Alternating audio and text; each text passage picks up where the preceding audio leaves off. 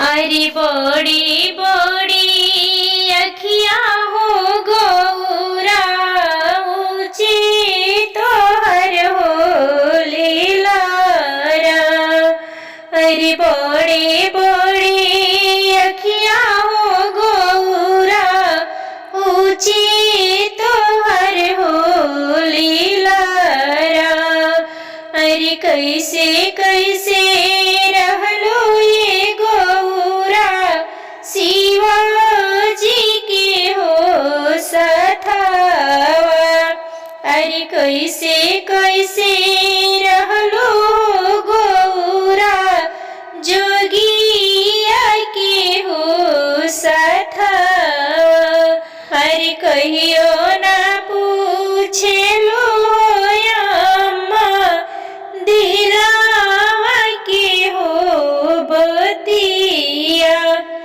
अरे आजू काहे पूछलो अम्मा दिलावा के हो बतिया।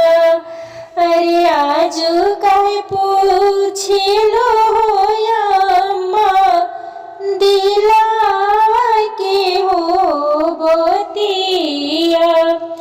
अरे भैया हमरे सुनिए हो अम्मा जइहे ऋषि हो।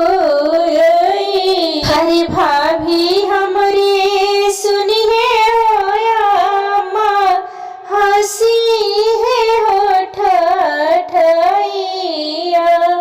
अरे नई हर के सुखा हो अम्मा मन नहीं हो पड़ेला। अरे बासा सावरिया हो अम्मा हाथावा में डमरुआ।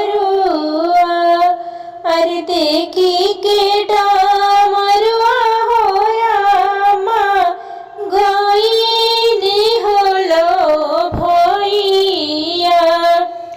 अरे भूतावा परितवा हो अम्मा भोला की हो संगतिया। अरे भूताबाए तलवा हो अम्मा भोला की हो संगतिया। अरे गलवा में लटकल हो बाणे गेहूं न हो सपावा। अरे गलवा में लटकल हो बाणे सपावा के हो मालावा। माथावा चंदरमा देखी गईनी होलो भैया।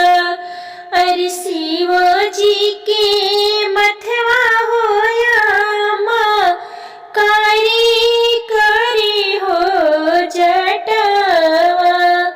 अरे शिवजी के मथवा हो अम्मा कारी कारी हो जटावा।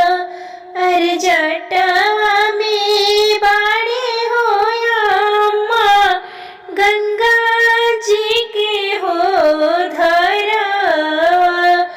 अरे बड़ा सुख पवनी हो अम्मा शिवाजी की हो सथावा। अरे बड़ा सुख पवनी हो अम्मा शिवाजी के हो सथावा। अरे बड़े